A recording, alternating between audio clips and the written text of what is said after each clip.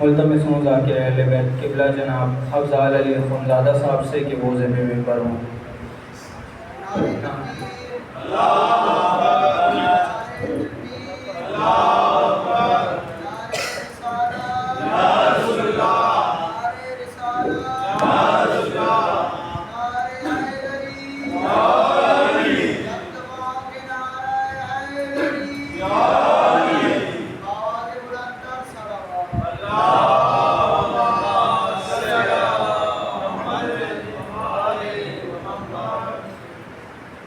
اعوذ باللہ من الشیطان الرجیم، بسم اللہ الرحمن الرحیم، الحمد للہ الذی ذکرہ شرف للذاکرین وطاعتہ نجات للمطیعین وحمدہ شکرا فوزا للحامدین والصلاة والسلام علی سید الانبیاء المرسلین وخاتم النبیین بالقاسم محمد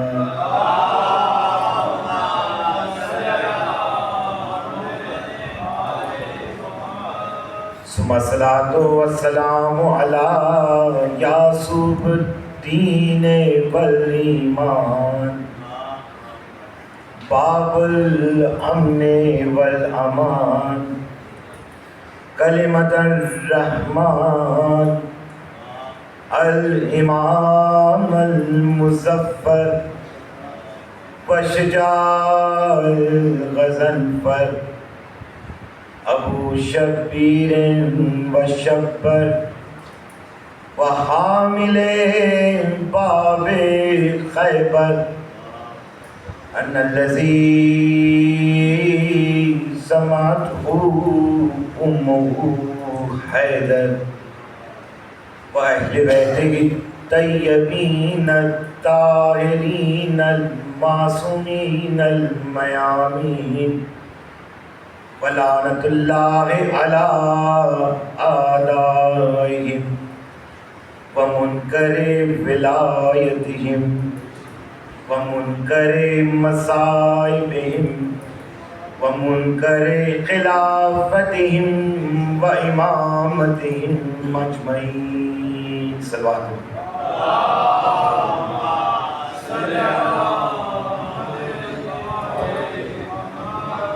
آپ سے التماس ہے کہ اگر تھوڑا تھوڑا آگے آ جائیں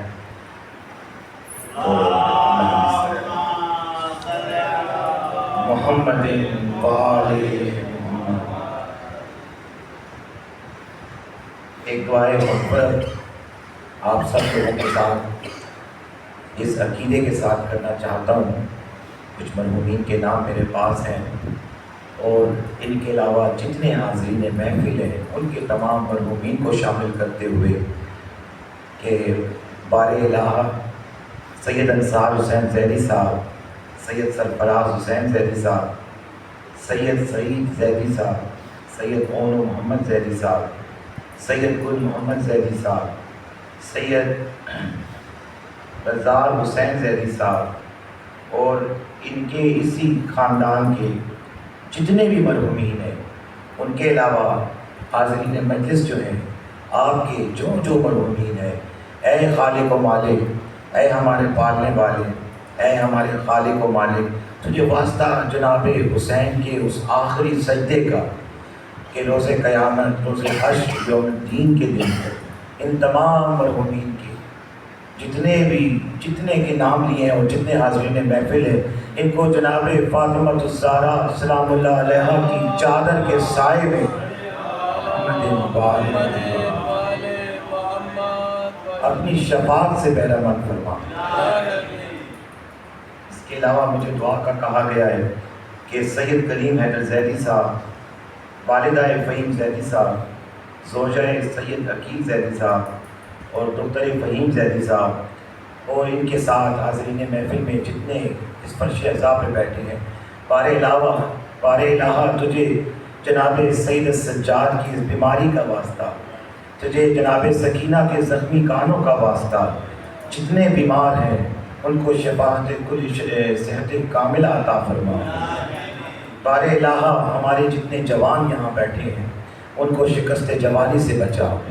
بار الہ ہماری جتنی بہنیں، مائیں، بیٹیاں اپنے گھروں میں بیٹھی ہیں، تجھے جناب فاطمہ الزہرا سلام اللہ علیہا کے اس کنبے کا واسطہ ان کی چادروں کو محفوظ رکھ۔ امام زمانہ کا جلد ظہور فرما۔ صلوات محمد۔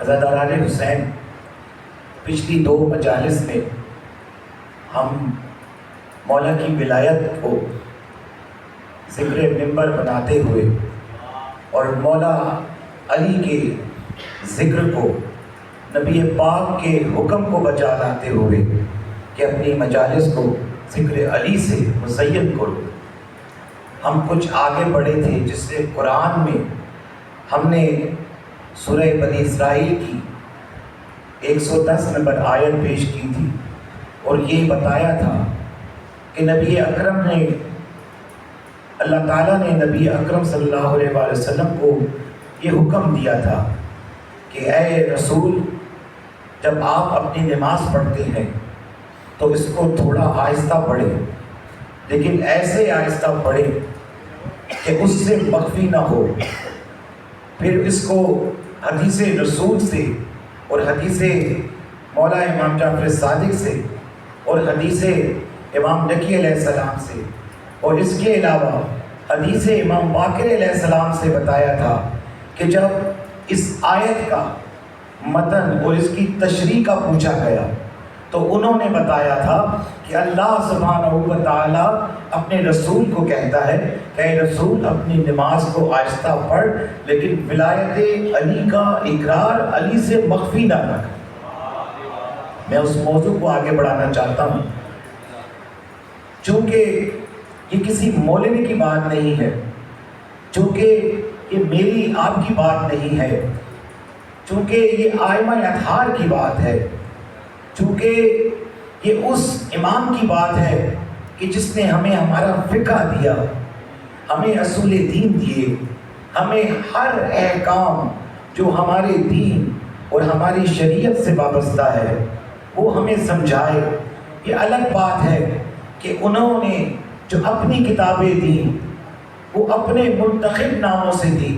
اب اگر ان کتابوں کا نام کسی نے توضیح المسائل رکھ دیا اور اپنا نام لکھ کے اس کو چھاپ دیا تو یہ بھی اس کی ایک خدمت ہے، لیکن ہمارا عقیدہ یہ ہے کہ ہم جعفر صادق علیہ السلام کے ماننے والے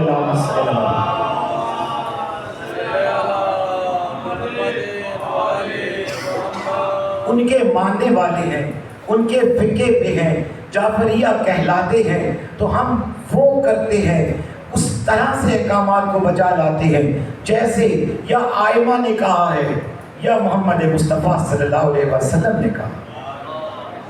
اور پھر ہم یہ سمجھتے ہیں، ہمارا عقیدہ یہ ہے کہ منبر حسینی، منبر مولا علی جو ہے اس کا تعلق جو ہے وہ غدیر سے ہے۔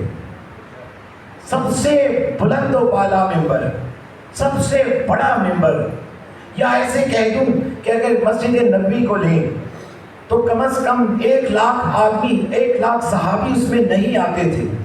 یہ پہلا مجمع تھا کہ جس میں 1,25,000 لوگوں نے بلند و بالا منبر پہ اللہ کے حکم سے مولا علی کو ان کے ہاتھ کو بلند ہوتے ہوئے دیکھا اور نبی اکرم کے ہاتھ سے ان کے ہاتھ کو اٹھاتے ہوئے دیکھا، اور نبی اکرم کی حدیث کے مطابق ہمیں یہ بتایا گیا کہ دیکھو علی کوئی اور نہیں ہے، یہ وہ علی ہے جو سب کا مولا ہے۔ دیکھیں میں نے کہا ہے سب کا مولا، میں اس لیے کہہ رہا ہوں کہ اگر آج اس چیز کی بھی وضاحت کر دیں کہ من کنتو مولا، ہم کہتے ہیں لیکن اس کا مطلب جب مولوی لکھتا ہے تو وہ لکھتا ہے کہ جس کا میں مولا ہوں اس کا علی مولا ہے. لیکن من جو ہے یہ ایک سوال ہے، یہ اس کا مطلب جس نہیں ہے. اگر یہ دو لفظوں کے درمیان آئے تو اس کا مطلب اور ہے. نبی اکرم ہم سے پوچھ رہے ہیں من کنت مولا، میں کس کا مولا ہوں؟ تو جواب دیتے ہیں جس کا علی مولا ہے میں اس کا مولا ہوں.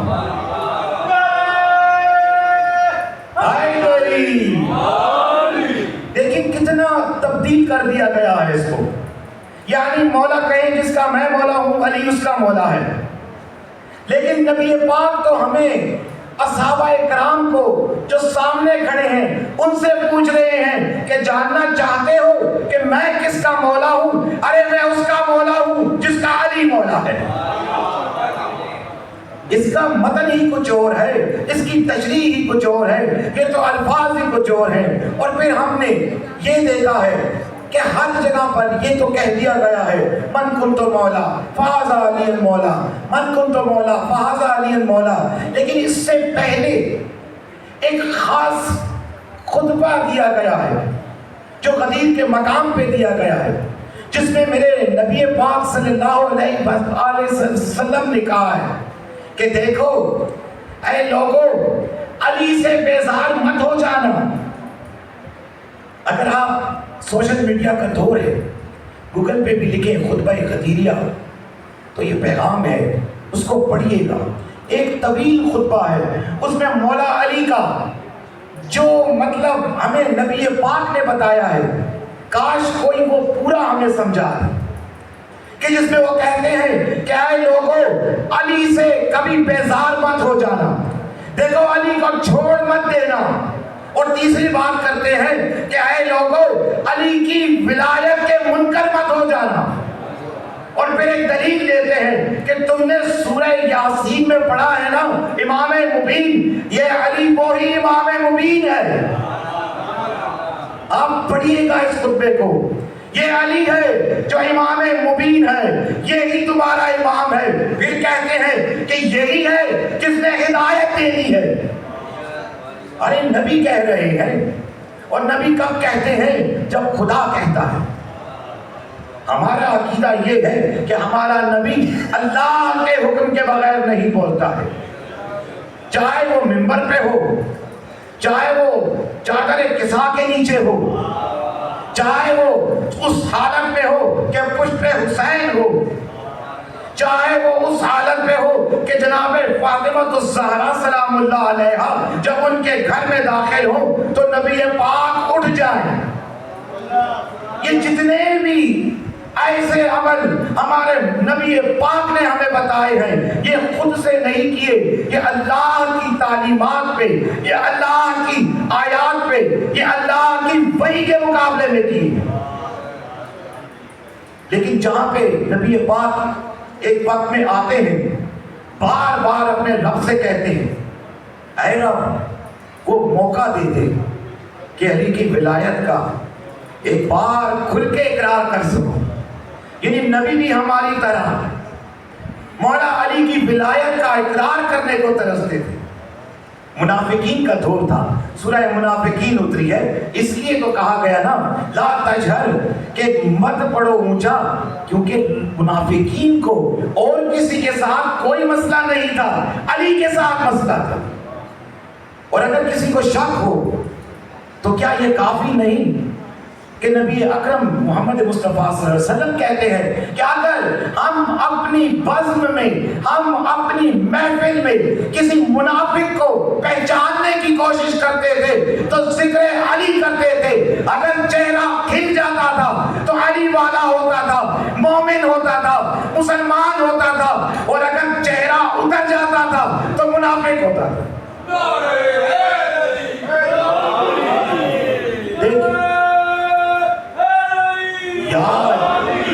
دیکھیں مومن اور منافق جتنی کتابیں اتری ہیں، جتنے صحیفے اترے ہیں،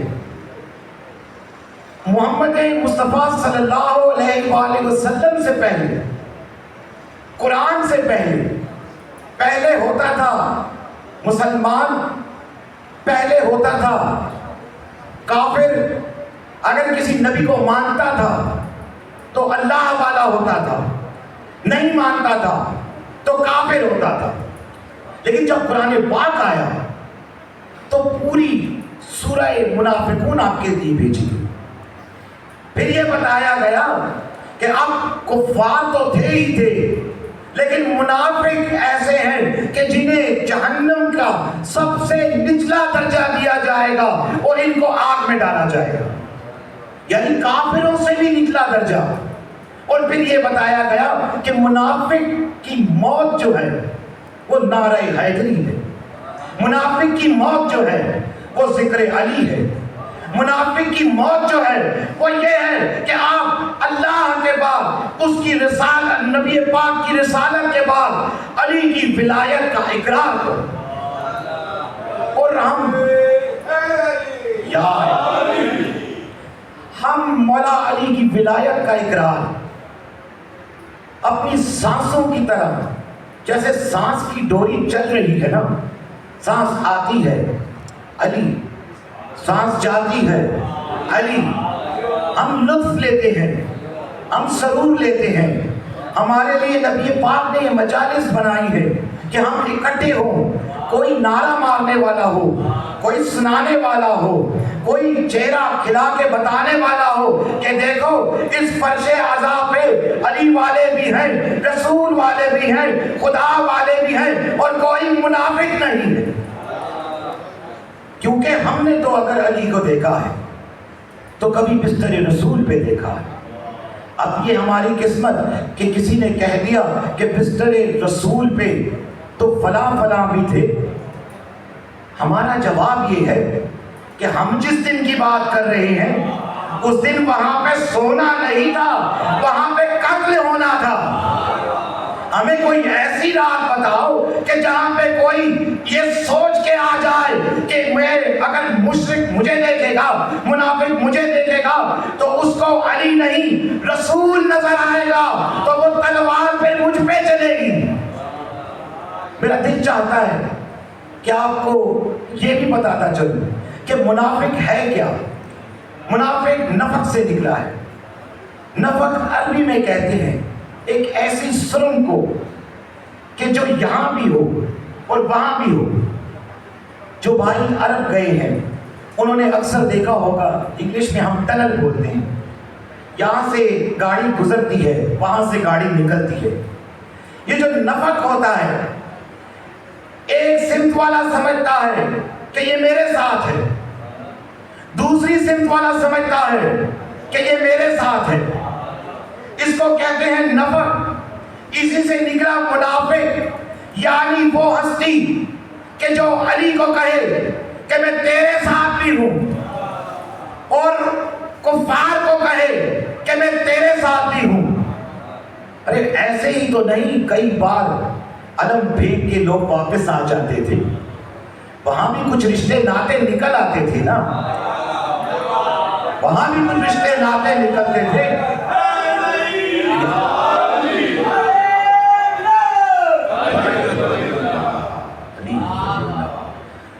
دیکھیے مولا علی کی شان یہ ہے کہ جب مومن کی بات آئی ہے، جب منافق ہم نے چھیڑا ہے نا تو پھر مومن بھی دیکھ لیتے ہیں۔ جب مومن کی بات آتی ہے تو قرآن میں ہے، یہ ہماری طرف سے نہیں ہے کہ فتمناء الموت، اگر تم سچے ہو تو پھر موت کی تمنا کرو۔ اب دیکھیے اگر ہم سب موت کی تمنا کر کے بیٹھ جائیں تو کون زندہ رہے گا؟ لیکن یہ ہماری بات نہیں ہو رہی ہے، یہ ان کی بات ہو رہی ہے کہ جتنی بات قرآن میں کہا گیا یا ایھا الذین آمنوا، اے ایمان والو، اے ایمان والو، ذرا دیکھیے تو صحیح کہ فتح مکہ کے بعد کتنے لوگ ایمان لے کے آئے، اور 9 سال کی عمر، چلے آپ کی روایات مان لیتے ہیں، تب سے لے کے رسول کے آخری دم تک کون ایمان لے کے آئے؟ وہ جو چند لوگ تھے جن میں حضرت بلال بھی تھے، جن میں حضرت ابو ذر بھی تھے، جن میں سب سے پہلے مولا علی تھے، ایمان والو بار بار کہا گیا، ان کے بارے میں کہا گیا کہ اگر یہ کہتے ہیں کہ یہ سچے ہیں، اے رسول یہ نصرانی بار بار آتے ہیں آپ کے پاس، آپ کی رسالت کے اوپر شک کرتے ہیں، اللہ کی توحید میں شک کرتے ہیں، قرآن کے حق ہونے پہ شک کرتے ہیں، بس ان سے کہہ دو کہ جاؤ تم اپنے گھر والے لے آؤ، تم اپنے بیٹے لے آؤ، تم اپنے نفس لے آؤ، میں اپنے نفس لے آتا ہوں۔ تو ہمارا یہی تو ایک سوال ہے کہ جب ہم کہتے ہیں اہل البیت، تو اس دن باقی اہل البیت والے کہاں تھے؟ دیکھیں اہل البیت والوں کی سند قرآن آپ کو دے رہا ہے، اپنے بیٹے لے آؤ۔ چلے ہم کہتے ہیں نواسے ہیں، پھر رسول تو بیٹے سمجھ کے لے گیا نا۔ ہم کہتے ہیں رسول کی 4 بیٹیاں ہیں، لیکن وہاں تو میرا رسول احمد مختار فقط جناب فاطمہ الزہرا سلام اللہ علیہا کو لے گیا نا۔ ہم کہتے ہیں علی، ہم کہتے ہیں وسیع، ہم کہتے ہیں اخی، لیکن رسول تو وہاں پہ اپنا بھائی سمجھ کے لے گیا نا۔ تو اب ہم کس کو دیکھیں؟ ہم فیصلہ رسول دیکھیں یا فیصلہ ملا دیکھیں؟ اور پھر اس دوران ایک اور واقعہ بھی ہوتا ہے کہ جب یہ اعلان کیا جاتا ہے نا کہ صرف سچے جائیں گے، صرف سچے جائیں گے، تو کچھ لوگ ایسے ہوتے ہیں جو اپنا سامان ساتھ تیار کرتے ہیں۔ آپ گھبرا تو نہیں رہے، مجھے اجازت ہے میں کھل کے پڑھنا چاہتا ہوں۔ کچھ لوگ اپنا سامان بھی ساتھ باندھ دیتے ہیں، ہم نے بھی جانا ہے۔ جناب سلمان آتے ہیں نبی پاک کی خدمت میں، کہتے ہیں یا رسول اللہ، کچھ لوگ ایسے ہیں جو مباہلہ میں آپ کے ساتھ جانا چاہتے ہیں۔ جناب محمد مصطفیٰ کہتے ہیں جاؤ ان سے کہہ دو کہ جس نے بچپن سے آج تک اگر کوئی جھوٹ بولا ہے تو یہ سوچ کے جائے گا کہ جائے گا تو چل کر، لیکن آئے گی اس کی لاش۔ اب جب سننا جاتا ہے کہ نبی پاک نے اعلان کر دیا ہے کہ فقط سچے، اب دیکھیں یہ ایسی سند ہے کہ کون نہیں چاہے گا کہ قرآن یہ کہے کہ یہ سچے ہیں۔ میرا کہنا، آپ کا کہنا، کسی کتاب کا کہنا اور بات ہے، ارے یہ تو کلام ربانی ہے، یہ تو حکم ایمانی ہے۔ اللہ نے کہنا ہے کہ اتنے بڑے مجمع میں، اتنی بڑی آبادی میں وہ کون لوگ ہیں کہ جن کو اللہ سچا کہتا ہے۔ بس جب کہا گیا کہ نبی پاک نے کہا ہے کہ جاتے ہو تو چلو، لیکن یہ سوچ کے جانا جا تو رہے ہو اگر کبھی جھوٹ بولا ہوا تو وہاں سے لاش آئے گی۔ اب نبی پاک صلی اللہ علیہ وسلم اتنے بڑے سچے ہیں کہ ان ہستیوں نے کہا نہیں، کہتا تو صحیح ہے، اللہ کا رسول ہے، یہ جھوٹ نہیں کہتا۔ گویا اپنا سامان کھول دیا۔ اب ہمارا یہاں سوال ہے کہ ہمارا مقابلہ ہے منافقوں سے، ہمارا مقابلہ ہے کافروں سے۔ وہ کافر جو کہتے ہیں کہ ہم اللہ کو نہیں مانتے، وہ کافر جو اپنے 11 برگزیدہ لوگوں کو لے کے آتے ہیں، کئی روز میرے محمد مصطفیٰ صلی اللہ علیہ وآلہ وسلم کے ساتھ گفت و شریک کرتے ہیں، مناظرہ کرتے ہیں، اور یہ کہہ کے اٹھتے ہیں کہ ہم آپ کو نہیں مانتے، ہم رب کو نہیں مانتے، ہم قرآن کو نہیں مانتے، اگر آپ کوئی معجزہ دکھا دیں تو ہم مانیں گے۔ تو ہمارا سوال ہے کہ اے بار الہ، یہ بات تیری توحید کی تھی، یہ بات محمد مصطفیٰ کی رسالت کی تھی، یہ بات اگر تھی تو قرآن کے حق ہونے یا نہ ہونے کی تھی، لیکن یہ کیا جواب تھا کہ علی کے گھر سے علی کی زوجہ، علی کے بیٹے، علی کو لے کے خالی ان کے سامنے لے کے جاتے ہیں، اور یہ کافر کہتے ہیں کہ اے رسول تو بھی حق ہے، تیری کتاب بھی حق ہے، تیرا دین بھی حق ہے، اور تیرا خدا بھی حق ہے۔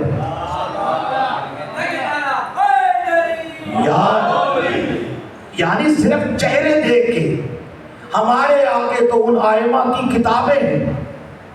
ہمیشہ ہماری جتنی ہدایت ہے، ہمارے تمام ائمہ نے کہا ہے کہ ہدایت لینی ہے تو اہل بیت اطہار سے لینی ہے۔ اور اللہ نے کہا ہے ادعو الی اللہ، بس اپنے نبی کو کہتے ہیں کہ ان سے کہہ دو کہ اگر تم اللہ کے راستے پہ آنا چاہتے ہو، اگر تم حق کے راستے پہ آنا چاہتے ہو تو میری اطاعت کرو، وَمَنِ اتَّبَعَنِی، اور میرے اطاعت کرنے والے کی اطاعت کرو۔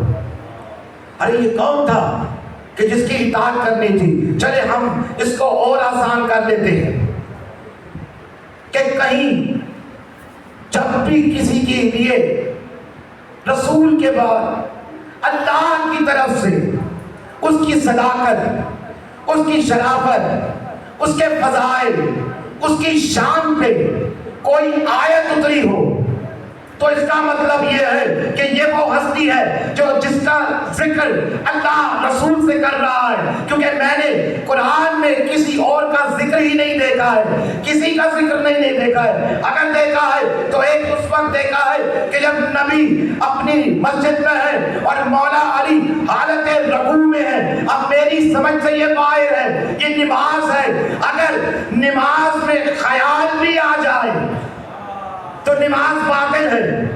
ارے یہ کیسی نماز ہے کہ پڑھنے والا رکوع میں زکوٰۃ دے رہا ہے اور قبول کرنے والا اوپر سے یہ کہہ رہا ہے کہ یہ نماز بھی قبول ہے، یہ زکوٰۃ بھی قبول ہے اور اس کی ولایت بھی حق ہے۔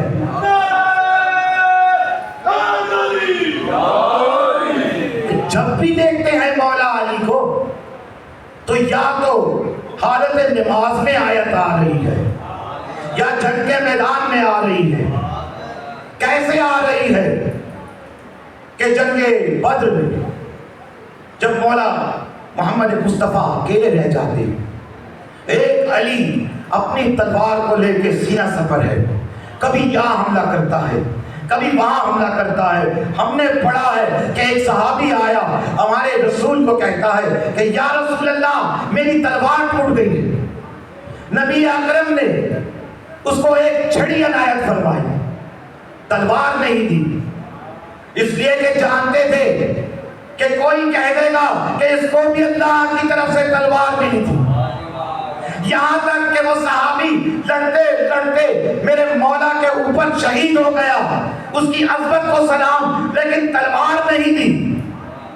اسی مقام پہ نبی پاک ان پتھروں کو منبر بناتے ہیں اور کھڑے ہو کر تمام ان لوگوں کو جو نبی کو چھوڑ کے بھاگ رہے ہیں، دیکھیے ہمارے جملے نہیں ہیں، قرآن کہہ رہا ہے لا تسمع الموتى ولا تسمع الصم الدعاء اذا لو مدبرین۔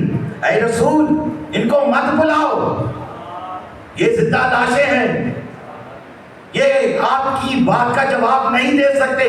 لا تسمع الموتى، یہ سن نہیں سکتے، ولا تسمع الصم الدعاء، اور نہ پلٹ کے آپ کو جواب دیں گے کیونکہ یہ تو زندہ لاشیں ہیں۔ پھر مولوی نے لکھ دیا کہ قرآن میں آ گیا ہے کہ مردے نہ بول سکتے ہیں نہ سن سکتے ہیں، تو ساتھ یہ بھی لکھا کہ یہ جو کربلا جاتے ہیں نا، یہ کس لیے جاتے ہیں؟ بھائی اللہ نے کہہ دیا ہے کہ یہ نہ سن سکتے ہیں نہ بول سکتے ہیں۔ ارے ہم نے تحقیق کی تو یہ پتا چلا کہ یہ کربلا والے نہیں، وہ تو نیزے پہ بھی بولتے ہیں، نیزے پہ بھی سنتے ہیں۔ یہ تو اس مقام کی بات ہے کہ جب یکے بعد دیگرے ایک گروہ کا گروہ آگے پیچھے بھاگ رہا تھا تو رسول بار بار کہہ رہا تھا کہ اے لوگوں، ابھی تو تم نے خدا کی وحدانیت کا اقرار کیا تھا، ابھی تو تم نے رسالت کا اقرار کیا تھا، ابھی تو تم نے کہا تھا کہ جہاد تقویٰ فی سبیل اللہ، اللہ کے راستے میں جان دینی پڑے تو چلی، اب تم کہاں جا رہے ہو؟ تو نبی پاک کے اس زخمی دل پہ مرہم لگانے کے لیے جبرائیل امین آیت لے کے نیچے اترتے ہیں کہ اے رسول ان کو مت بلا، یہ زندہ لاشیں ہیں، یہ مر چکے ہیں۔ دیکھیں کچھ لوگ ایسے ہیں جو زندہ ہو کے بھی مردہ لاشیں، اور کچھ لوگ ایسے ہیں کہ جن کو شہید ہوئے 1400 سال سے زیادہ عرصہ ہو گیا ہے، اور آج بھی ہمارا یہ یقین ہے کہ ہمارے ساتھ اس فرش عذاب ہے۔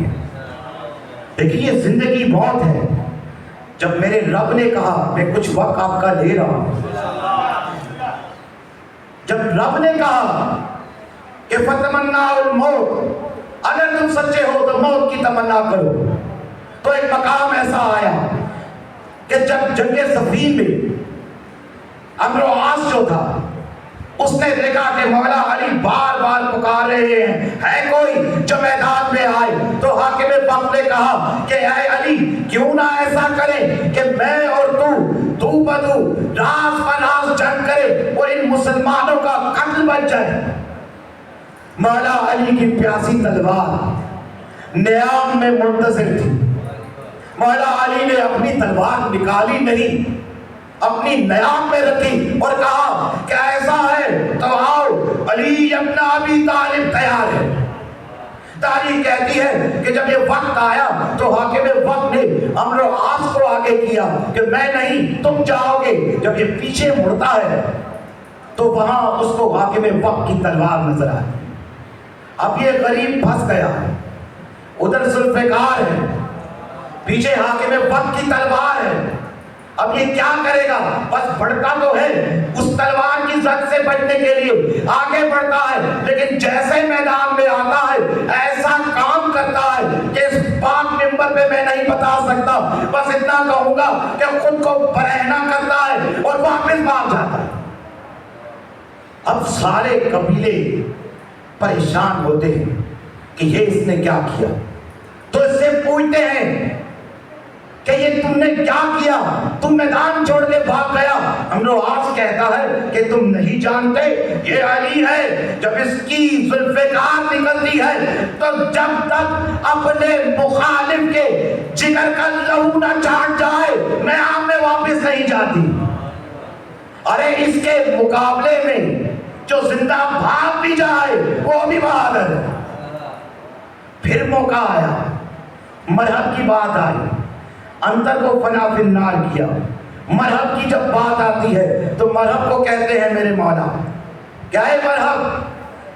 3 حالتیں دیتا ہوں تجھے، یا کلمہ پڑھ لے، یا میرے اوپر وار کر، اور یا میدان چھوڑ کے بھاگ جا۔ مرحب کہتا ہے کہ یہ تینوں کام میں نہیں کر سکتا۔ مولا کہتے ہیں دلیل؟ کہتا ہے اگر جنگ کا میدان چھوڑ کے بھاگوں گا تو ہمارے قبیلے کی عورتیں جو ہیں وہ بھی ہمیں قبول نہیں کرے گی، ہم عرب ہیں، ہم باغیرت ہیں۔ تو ذرا سوچئے کہ عرب میں جو کفار ہیں، جو لادین ہیں، ارے ان کا بھی عقیدہ یہ ہے کہ اگر میدان سے کوئی بھاگ جائے تو قبیلے کی عورتیں بھی قبول نہیں کرتی۔ تو اس لیے تو ہم اپنے مولا علی کو مانتے ہیں کہ وہ نہ میدان سے کبھی فرار ہوا اور نہ کبھی ہار کے آئے۔ جب بھی ذوالفقار نکلی تو آگے آگے مشرک و منافقین تھے، پیچھے پیچھے میرا مولا علی اسد اللہ غالب جیسے وہ شکار کرتا تھا کہ اپنے آگے بھیڑوں کی طرح منافقوں کو بھگا بھگا کے اپنی مرضی سے چن چن کے جس کا دل چاہے اس کا سر کاٹا، جس کو چھوڑنا چاہے اس کا سر نیچے کیا۔ ارے یہ علی کی فضیلت ہے۔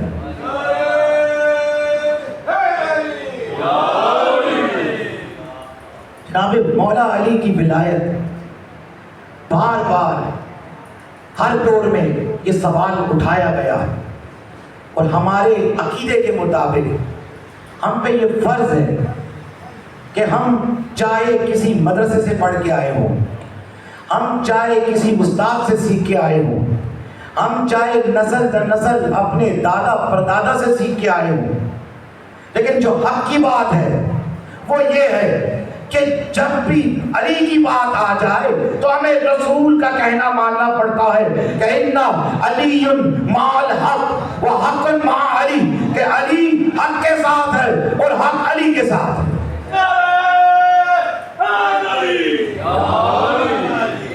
دیکھیے علی کے مسائل نہ تھک کر کے سنے جاتے ہیں اور نہ شک کر کے سنے جاتے ہیں، کیونکہ اس میں تو شک کی گنجائش ہی نہیں ہے۔ یہ وہ پہلا مقام ہے، یہ وہ پہلا رشتہ ہے شیعوں کا اپنے مولا سے کہ جس میں دل بھی یقین کرتا ہے، روح بھی بے چین ہوتی ہے، روح بھی قرار پاتی ہے، یہاں تک کہ اگر کسی مرے ہوئے شیعے کو بھی لٹا کے کہے کہ تیرا علی مولا تھا، تیرا علی امام تھا، تیرا علی نبی کا وصی تھا، تیرا علی نبی کا بھی امام تھا، تیرا علی ہم سب کا مولا، نبیوں کا مولا، نبی کا بھی مولا تھا، تو خدا کی قسم اس کے دل میں بھی راحت محسوس ہوتی ہے۔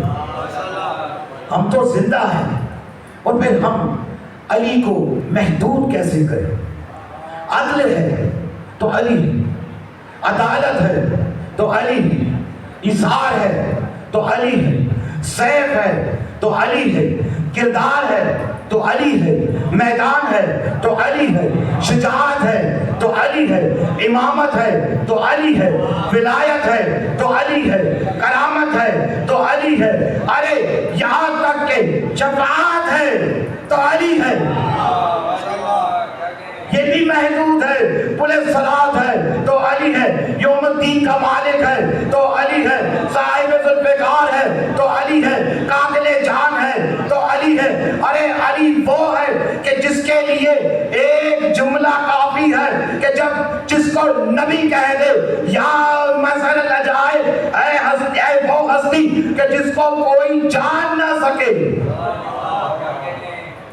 دیکھیے نعرہ علی مظہر لجائے، اے علی، اے علی، یعنی کوئی سامنے ہے، کوئی موجود ہے۔ لوگ کہتے ہیں کہ وہاں وہ موجود نہیں تھے، چلے ہم مان لیتے ہیں، نبی اکرم کہتے ہیں اے علی مظہر لجائے، اے وہ ذات کہ جس کو کوئی جان ہی نہیں سکتا، اے وہ ذات کہ جو عجائب کا مظہر ہے، اے وہ ذات کہ جس کو دنیا کا مولوی، مفتی، مجتہد کوئی بھی ہو اگر یہ سوچے کہ علی سکھاؤں گا، علی پڑھاؤں گا، علی سمجھاؤں گا، تو ذہن میں یہ رکھے افضل الانبیاء محمد مصطفیٰ احمد مختار سند دے کے جا رہے ہیں کہ علی وہ ہے کہ جس کو نہ میں جان سکتا ہوں نہ تم جان سکتے ہو۔ اور اس میں گھبرانے کی بات کیا ہے؟ معراج آپ کے سامنے جب بھی بات ہوتی ہے تو ایک پردے کی بات آتی ہے۔ اب کسی کی ذہنی حدود میں اگر وسعت نہیں ہے تو یہ اس کا مسئلہ ہے۔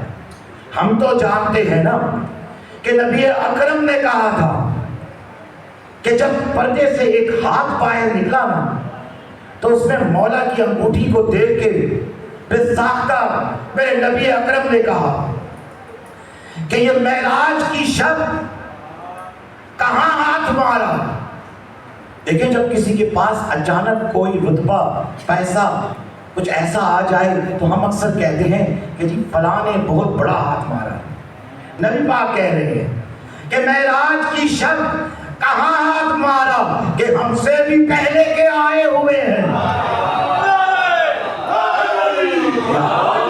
یہ معراج کی شب کہاں ہاتھ مارا کہ ہم سے بھی پہلے کے آئے ہوئے ہیں۔ ارے کہاں دیکھ کر دست حیدر نبی نے یہ بازو میرے آزمائے ہوئے ہیں۔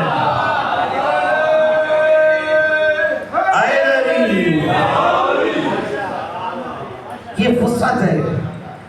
اگر کوئی سمجھے کہ مولا علی کا ذکر اتنا نہیں کرنا چاہیے، یہ غلو ہو جائے، تو ہم اس کو یہ کہتے ہیں کہ سنو، خدا کی قسم جب بھی ہمیں اللہ کی وحدانیت کا کسی نے احساس دلایا ہے نا تو وہ علی تھا۔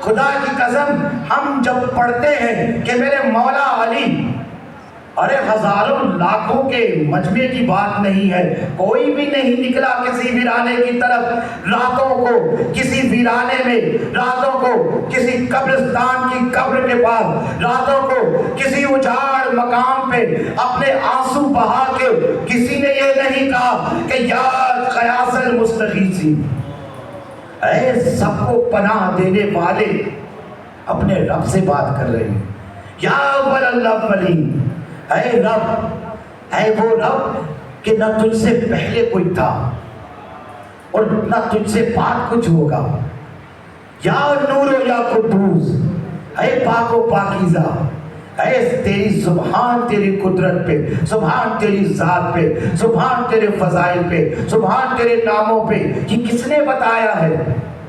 ہمیں تو علی نے بتایا ہے، اگر کسی اور کو کسی نے بتایا ہے تو یہ اس کا مسلک ہے، یہ اس کا فقہ ہے۔ ہم فقہ جعفریہ میں جتنا درس لے کے آئے ہیں در علی سے یا پھر آل علی سے، اور پھر کہیں سچا ثابت ہوا علی۔ جب بات آتی ہے ولایت کی، ہم فرض سمجھتے ہیں کہ جب بھی ممبر پہ بات ہو تو ولایت کی بات پہ اپنے جملے ضرور کہیں، کیونکہ یہ ہمارا امتحان ہے، اس کا جواب ہمیں دینا پڑتا ہے۔ یہ ممبر رسول بھی ہے، یہ ممبر حسین بھی ہے، یہ ممبر مولا علی بھی ہے۔ ایک ممبر وہ ہوتا ہے کہ جو مسجد میں ہوتا ہے، جس میں ہمارے خطیب، ہمارے علماء، ہمارے سادات علماء، غیر سادات علماء اپنے ہاتھ میں عصا پکڑتے ہیں، جو نبی پاک صلی اللہ علیہ وسلم سے نسبت رکھتا ہے، خطبہ دیتے ہیں۔ اب یہ وہ جانے کہ جس کا عصا پکڑ رہے ہیں، یہ پکڑنا ہے نہیں پکڑنا، ہم ان چیزوں کو نہیں جانتے۔ ارے ممبر علی کی جب بات آئے گی تو اس کا تعلق غدیر سے ہے، غدیر کا تعلق ولایت سے ہے، اور ولایت کا تعلق علی سے ہے۔ ممبر حسینی کی جب بات آئے گی تو اس کا تعلق حسین سے ہے، اس کا تعلق مہدی آخر الزمان سے۔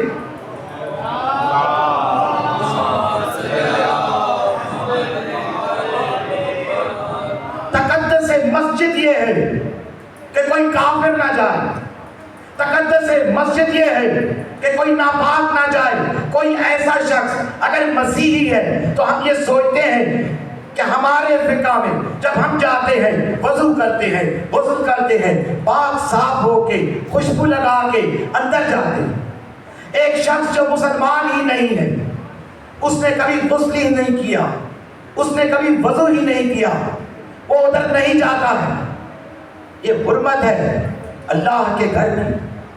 لیکن در حسین وہ ہے کہ جہاں ہندو بھی آتا ہے، جہاں کافر بھی آتا ہے، جہاں نصیری بھی آتا ہے، جہاں مولائی بھی آتا ہے، جہاں تولے والا بھی آتا ہے، جہاں تقلیدی بھی آتا ہے، جہاں مکسر بھی آتا ہے، جہاں دیریا بھی آتا ہے۔ کس لیے کہ جب آئے گا، سنے گا تو پھر ہی کچھ ذہن بنائے گا۔ دیکھیے محدود ہے، جب آپ کسی مسجد میں جاتے ہیں تو وہاں پہ لکھا ہوتا ہے یہ حنفیہ کا ہے، یہ جعفریہ کا ہے، تو بس وہیں پہ وہی لوگ جائیں گے جو اس سلسلے سے تعلق رکھیں گے۔ لیکن سلام ہے اس حسین کو کہ جس کے روزے پہ آج بھی والمیکی جاتے ہیں، روتے ہیں حسین، ہندو جاتے ہیں، روتے ہیں حسین، مسیحی جاتے ہیں، روتے ہیں حسین کو۔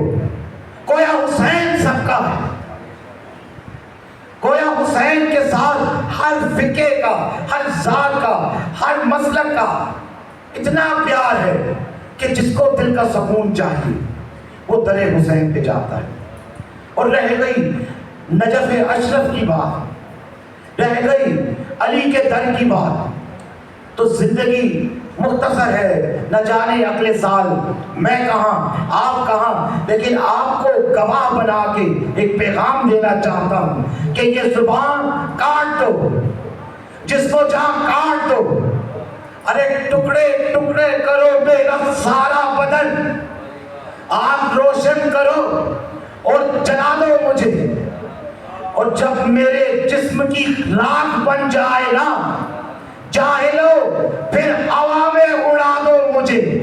अरे एक दो दिन नहीं, सुबह महशर तलक जिस जगह जिस घड़ी ये हवा जाएगी, अरे ये अली के मवाली का वादा रहा, या अली की सदा आएगी।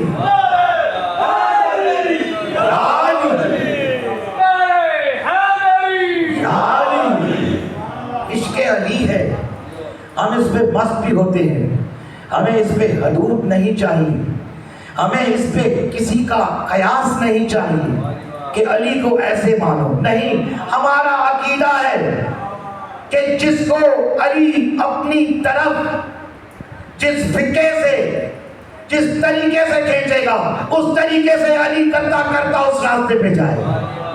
अरे ये इख्तियार भी अली के पास है।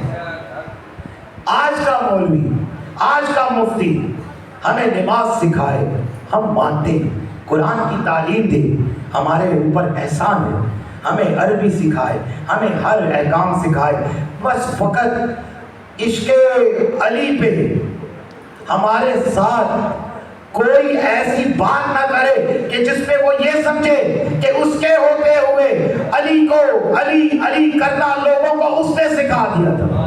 अरे नहीं, हमने तो कभी अबू जर से सीखा है, हमने तो महज़ब तम्मार से सीखा है, हमने अगर सीखा है तो इब्ने माजा के उस शहीद से सीखा है कि जो अहले सुन्नत था, लेकिन नाव से लेके सीने तक खोल दिया गया उसको, जिसने हाकिम वक्त को कहा कि अली हक है। हमने तो उससे भी सीखा है कि जिसने किताबों की किताबें लिख दी अपने फिक्के की, लेकिन आखिर में आके ये कह दिया कि मैं तो आज तक ये समझ ही ना सका। इमाम शाफी की बात कर रहा हूँ, देखिए कोई फितवा हो तो उसमें लगाइए। इमाम शाफी कहते हैं कि मैं तो आज तक ये ना समझ सका कि मुझे खुदा पाल रहा है या अली पाल रहा है। ये हमारी बात नहीं है।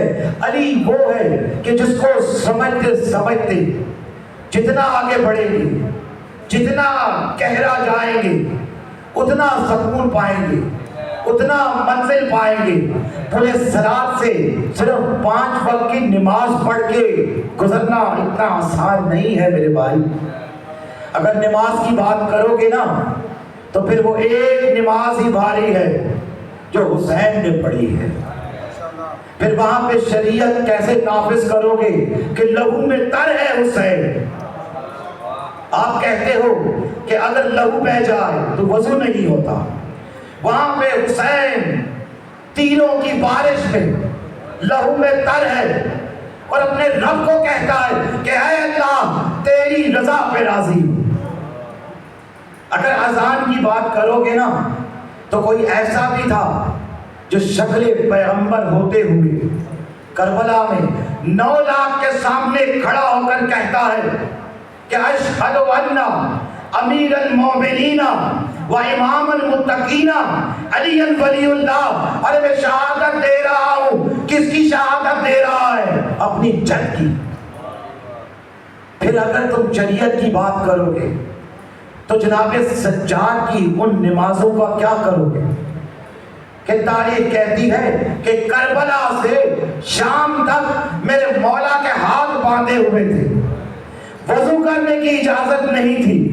मेरे मौला ने इशारों से अपने सजदे अपनी नमाज बजा लाते लाते शाम का सफर तय किया। अगर शरीयत की बात करोगे ना तो जनाब सकीना की वो मुनाजात अपनी जहन में रखना कि हर मकाम पे अपने भाई को जब ऐसे नमाज पढ़ते देखती थी तो एक बार खुद भी उसी हालत में अपने टूटे हुए बाजू के साथ इशारों से नमाज पढ़ती थी।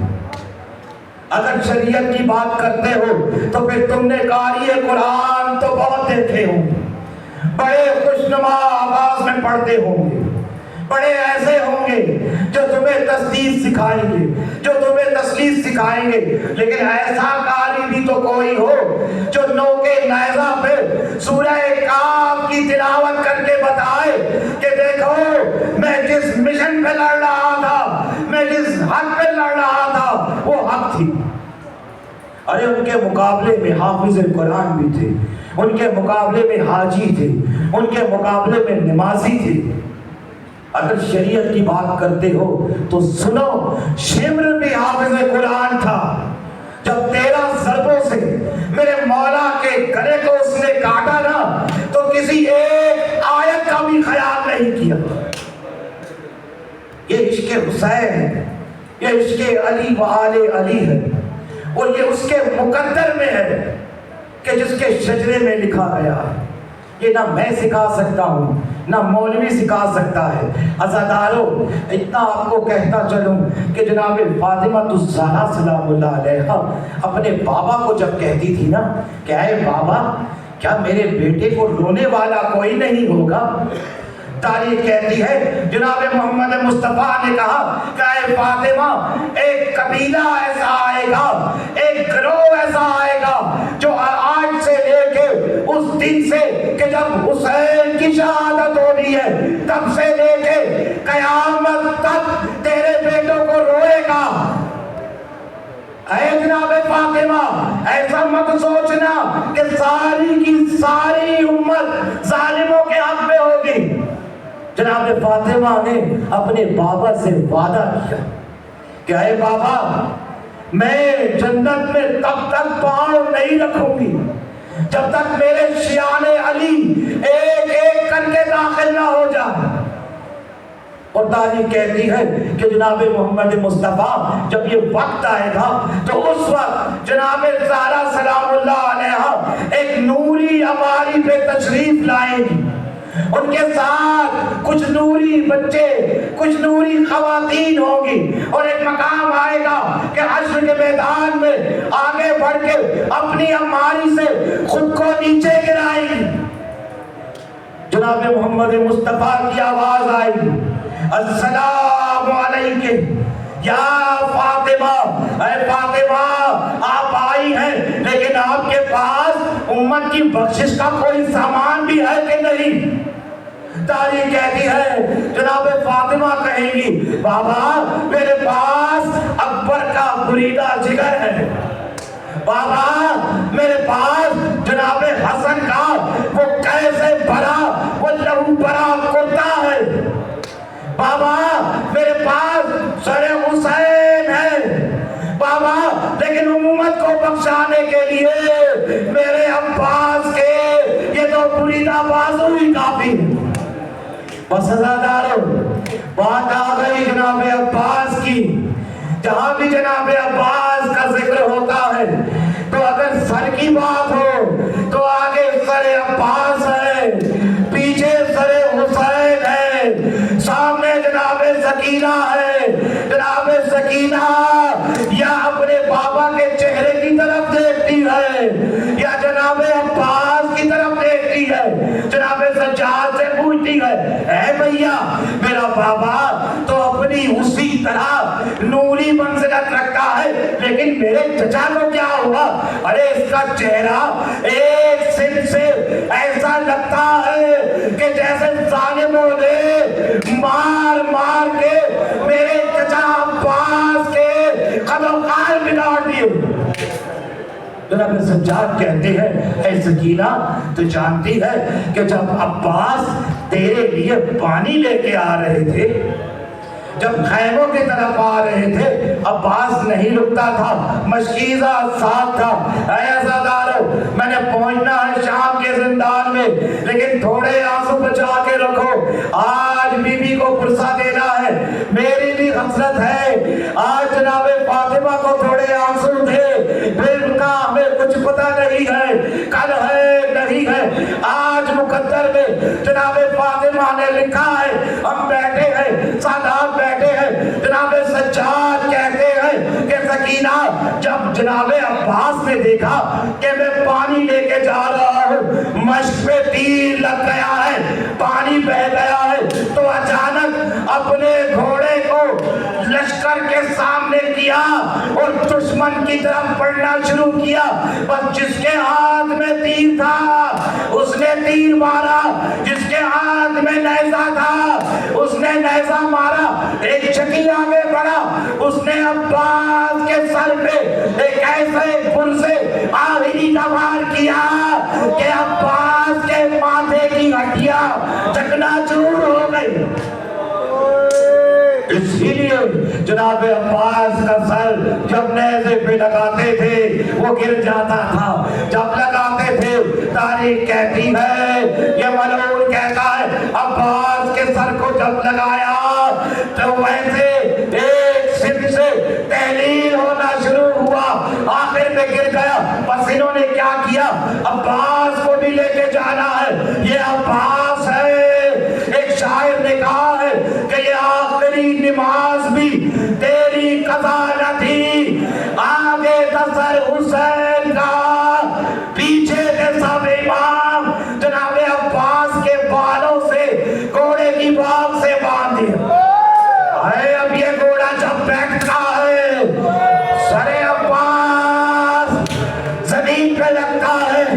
ارے گھوڑا جب چلتا ہے عباس اس نیزہ بردار کام لے کے آگے آگے اپنے آقا کا استقبال کرتا کرتا جاتا ہے. ایسا ڈالو, ایسا ڈالو, تھوڑا حوصلہ کرو. ارے سنو, جناب سکینہ اپنے بابا کو دیکھتی ہے, تھوڑا حوصلہ پاتی ہے چلنے کا. ارے چلتے چلتے پڑھتی ہے, میں شہادت پڑھ چکا ہوں یہاں پر, لیکن میں کچھ بولوں گا, کچھ جملے بولوں گا. اے جناب سکینہ, جب تو قید خانے میں پہنچی نا تو جیسے وہاں بیٹھی ایک کونے میں بیٹھی, سکینہ کی آواز نہیں آتی تھی, سکینہ کی آواز نہیں آتی تھی. جناب سجاد بار بار آواز دیتے تھے, یا رقیہ, یا رقیہ. اے سکینہ, تاریخ میں دو نام ہے, ان کو رقیہ بھی کہا گیا ہے. اے سکینہ, جناب سکینہ اپنے بھائی کی بات کا جواب نہیں دیتی تھی, آگے سے ایک جواب دیتی تھی, کہتی تھی بابا, اے بابا, اے بابا تم کب آؤ گے, اے بابا سکینہ کو کب لے کے جاؤ گے. جناب سجاد کہتے ہیں جناب زینب سے, پھپھی اماں یہ سکینہ روز بابا بابا کرتی ہے, مجھے یہ غم ہے کہ یہ دربان کہیں سکینہ کو گہرے تنہائی میں نہ ڈال دے.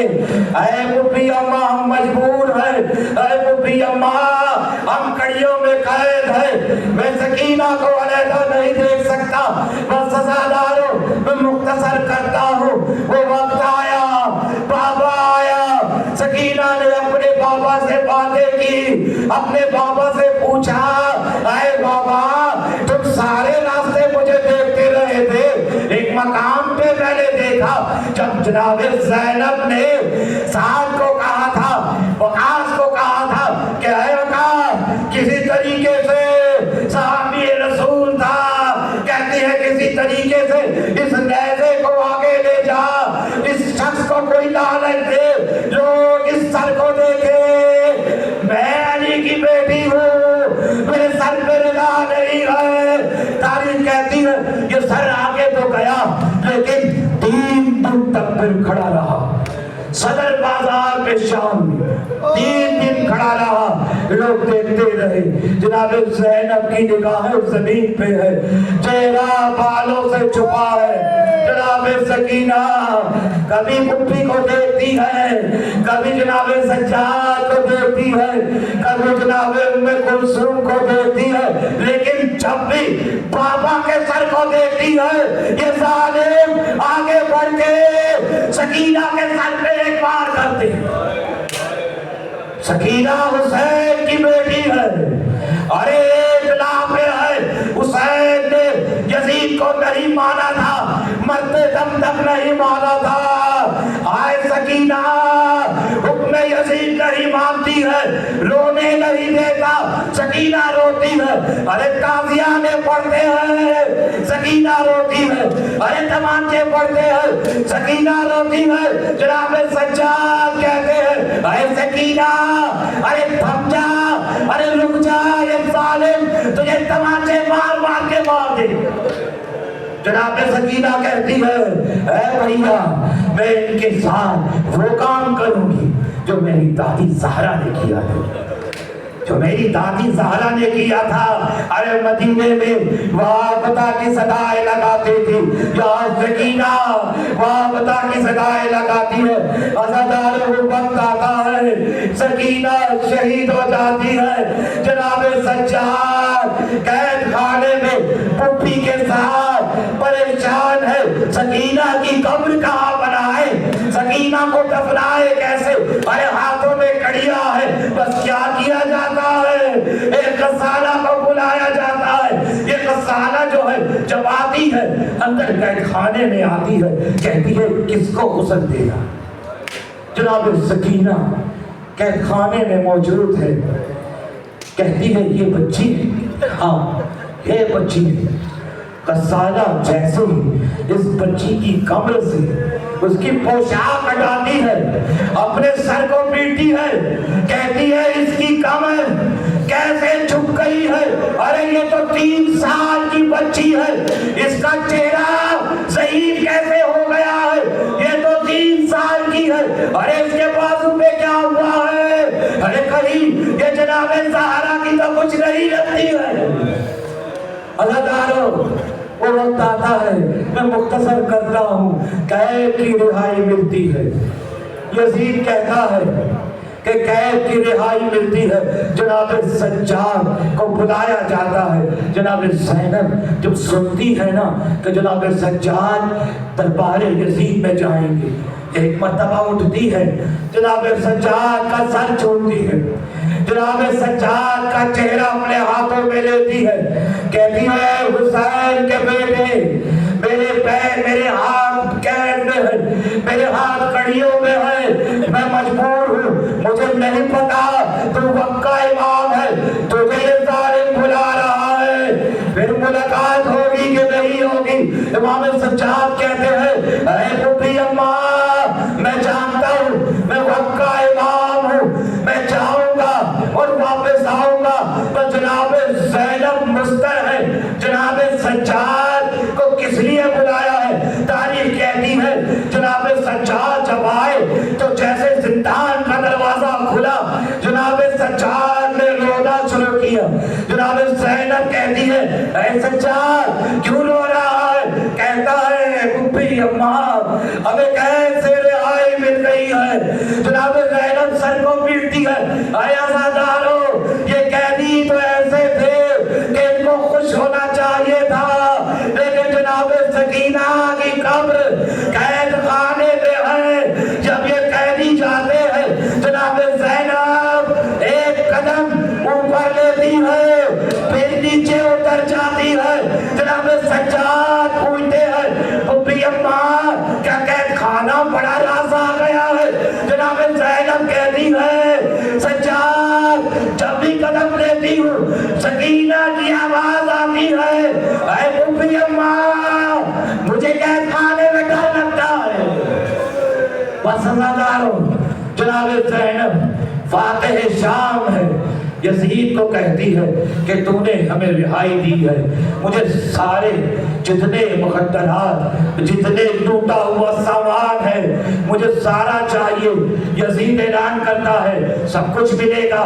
तारीख कहती है जनाब ज़ैनब कहती है कि मुझे मकाम ऐसा चाहिए कि जहाँ पे अपने भाई को, अपने बेटों को, अपने पूरे कबीले के जितने शहदा हैं, अरे मैं उनको रो सकूं। मैं शाम दोबारा आऊं ना आऊं, मैं यहीं पे मजलिस बर्पा करूंगी।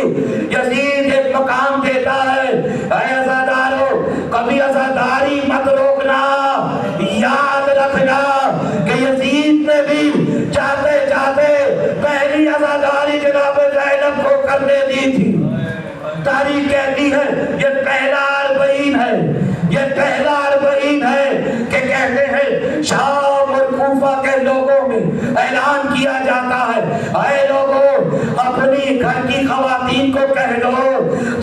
زینب اپنے بھائی کا پرسہ لے گی، اپنے شہداء کا پرسہ لے گی۔ دیکھو جس نے تعزیت کرنی ہے وہ اس مقام پر آ جائے۔ جناب سجاد پہلی بار جہاں پہ یہ زائرین آتے ہیں ان کے جوتوں کے بعد دہلیز کے پاس اپنا مقام بناتا ہے۔ تاریخ کہتی ہے جناب زینب ایک اعلان کرتی ہے کہ جتنی عورتیں آئیں گی ان کے لیے جناب زینب استقبال میں خود اٹھے گی، خود بیٹھے گی۔ اے عزادارو 19,000 عورتیں آئیں اس مجلس میں کہ جس میں جناب زینب جو شام و کوفہ کی تھکی ہوئی تھی 19,000 بار اٹھی ہے، 19,000 بار بیٹھی ہے۔ جیسے ہی مجلس کا آغاز ہوتا ہے لوگ قرآن بپا کرتے ہیں، اے ام کلثوم تمہارے ساتھ کیا ہوا تھا؟ جناب زینب بتاتی ہے، جناب فضا ان کی کمر میں ہاتھ ڈال کے کھڑی ہے۔ تاریخ کہتی ہے کہ یکایک اعلان ہوتا ہے جناب سجاد کی بیڑیاں اترے گی، جتنا سامان لوٹ کا تھا وہ سارا آئے گا۔ تاریخ کہتی ہے جناب سجاد کی جب بیڑیاں کھلی اسی مقام پر کھلی، اس کے بعد پہلا سر جو اس مجلس میں داخل ہوا وہ سر عباس تھا۔ اے عزادارو سب لوگوں نے اپنا سر پیٹا، قرآن بپا تھا۔ دوسرا سر جناب قاسم کا آیا، ایک ایک کر کے سارے سر آ گئے۔ اے عزادارو جناب سکینہ کا چھوٹا سا برقع آ گیا، ارے جناب سکینہ کا برقع آیا۔ سب عورتوں نے اپنی جتنی چادریں تھی، جناب سکینہ اپنی چادر لینے کے لیے آگے نہ بڑھی۔ جناب زینب اے سکینہ کی آوازیں دیتی، اے عزادارو سب کچھ مل گیا۔ جناب ام رباب ایک کونے میں بیٹھی ہے، دیکھتی ہے، ایسے دیکھتی ہے جیسے ان کو کچھ نہیں ملتا۔ بس تھوڑی دیر بعد جناب سجاد اعلان کرتے ہیں کہ ہم نے جانا ہے۔ جناب ام رباب کہتی ہے سجاد اصغر کا جھولا کہاں ہے؟ اے عزادارو اصغر کا جھولا نہیں ہے۔ تاریخ کہتی ہے کہ سنان کی زوجہ جب اپنے گھر میں تھی اس شخص نے بڑے ظلم کیے لیکن کوئی سر نہیں کاٹ سکا۔ عمر صاحب کے پاس جاتا ہے، کہتا ہے کہ اے عمر صاحب میں نے عباس کے دل پہ تیر مارا تھا۔ اے عمر صاحب جب حسین باتیں کر رہا تھا، اپنا خطبہ بیان کر رہا تھا، وہ پتھر میں نے مارا تھا کہ جس سے اس کے سر سے خون نکلا تھا۔ اے عمر صاحب عباس کے بعد میرا دوسرا تیر حسین کے سینے پہ پیوست ہوا تھا، بس میں نے سر نہیں کاٹا، مجھے انعام چاہیے۔ عمر صاحب کہتا ہے کہ یہ سامنے جتنے سر پڑے ہیں نیزہ لے ان میں مار، جو سر اس پہ آ گیا وہ تیری قسمت ہے۔ عزادارو اس شخص نے جب نیزہ مارا جناب اکبر کا سر اس نیزے پہ آتا ہے۔ یہ شخص جب یہ سر لے کے جب گھر جاتا ہے اس کی زوجہ سوئی ہوتی، یہ ڈرتا ہے کہ زوجہ دیکھے گی تو گھبرا جائے، بس ایک کمرے میں جاتا ہے، کچھ رومال کے اندر جناب اکبر کا سر رکھتا ہے، جناب اکبر کا سر رکھتا ہے۔ یہاں پہ اس کی زوجہ اٹھتی ہے، دیکھتی ہے جناب زہرا گھر کی دہلیز پہ بیٹھی ہے، کہتی ہے کہ تمہارے گھر میرا ایک دولہا آیا ہوا ہے۔ اے عزادارو یہ وہ بچی تھی کہ جس کو جناب مولا علی نے خلافت کے دور میں اپنے سینے پہ سلا کر یہ خواب دکھایا تھا کہ میرا ایک دولہا تیرے گھر آئے گا۔ یہ عورت نکلتی ہے، یہ ایک ایسی چھاؤنی ہے کہ جہاں پہ یزید کی فوج کے متعدد لوگ رہتے ہیں، ایک ایک در کو مارتی ہے، کہتی ہے میرا جو شوہر تھا وہ سرے حسین جو اکبر کا سر لے کے آیا ہے، تیرا شوہر کیا لے کے آیا ہے؟ وہ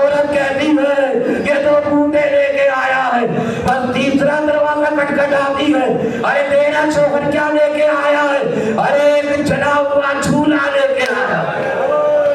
اے عزادارو، یزید کہتا ہے کہ اے سجاد میں نے ساری باتیں مانی ہے، اے سجاد یہ چلے ہوئے جھولے کا سوال نہ کر۔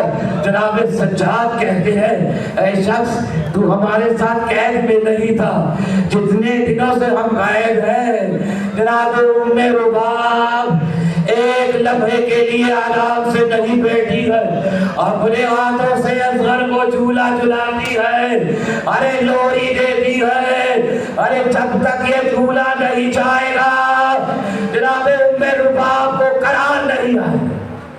بس عزادارو بڑے مسائب گزرے، جناب حسین کی بیٹی نے بابا سے باتیں کی، جناب زینب نے بھی باتیں کی، بس یہ قافلہ نکلتا ہے، ایک مقام آتا ہے، کچھ منٹ آپ کے لینا چاہتا ہوں عزادارو، ایک مقام ایسا آتا ہے کہ جہاں پہ دو راستے گزرتے ہیں۔ جناب زینب جناب سجاد سے پوچھتی ہے اے سجاد یہ راستہ کہاں جاتا ہے؟ جناب سجاد کہتے ہیں یہ راستہ مدینے کو جاتا ہے اور یہ راستہ کربلا کو جاتا ہے۔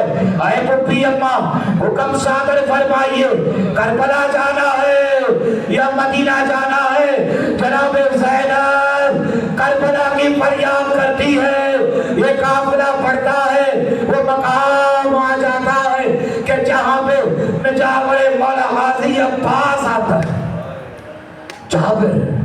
جابر آگے بڑھتا ہے، ٹوکتا ہے ان کو، اے قافلے والوں یہیں پر رک جاؤ، آگے بڑھنے کی اجازت نہیں ہے۔ جناب سجاد پڑھتے ہیں، کہتے ہیں شخص تو کون ہے؟ کہتے ہیں جابر ہوں۔ کون جابر؟ میں علی کے بیٹے کی عباس کی زار کا مجاور ہوں۔ یہ کیسا حکم سنا رہا؟ کہتا ہے یہ کربلا کی دھرتی ہے، یہاں پہ کسی سوار کو اجازت نہیں ہے کہ سوار ہو کے آئے گا۔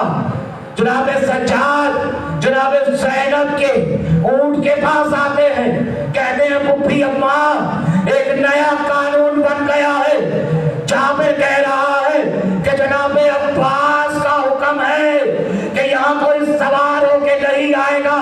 اے عزادارو جناب زینب نے اپنے آپ کو کجاوے سے نیچے گرایا، جناب فضہ نے گرایا، جناب ام کلثوم نے گرایا، کہتی ہے اے جابر ارے میں بھی تو دیکھوں کہ میرے بھائی کی دھرتی کیسی ہے، میں پیدل چل کے جاؤں گی۔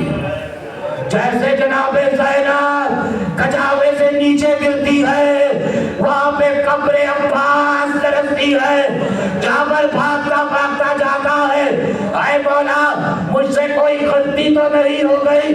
جناب عباس کہتے ہیں اے جابر تم نے نوکر کا حکم اپنے مالک کو سنا دیا۔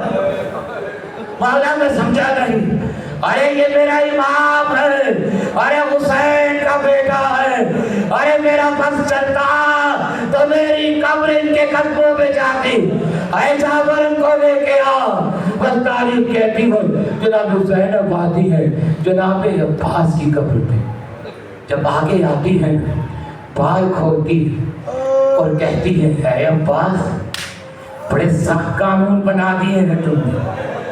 اے عباس اکبر کی جاگیر تھی، مجھے بڑا اچھا لگا، اے عباس تیرا نام سنا میرے دل پہ ایک ٹھنڈک محسوس ہوئی، اے عباس میں گواہ رہوں گی کہ تو نے حسین کے ساتھ وعدہ نبھاتے ہوئے اپنے بازو کٹائے، اپنا سر کٹایا، ارے یہاں تک کہ تیری قبر اتنی چھوٹی ہے کہ زینب جانتی ہے کہ تیرے ساتھ ان لعینوں نے کیا کیا۔ پڑھتی ہے جناب حسین کی قبر پہ آتی ہے، جناب حسین کی قبر پہ آتی ہے، ایک صدا لگاتی ہے السلام علیکہ یا اخی الحسین، اے بھائی میں شام فتح کر آئی ہوں۔ تاریخ کہتی ہے قبر حسین سے آواز آتی ہے اے بہن میری امانت سکینہ کہاں ہے؟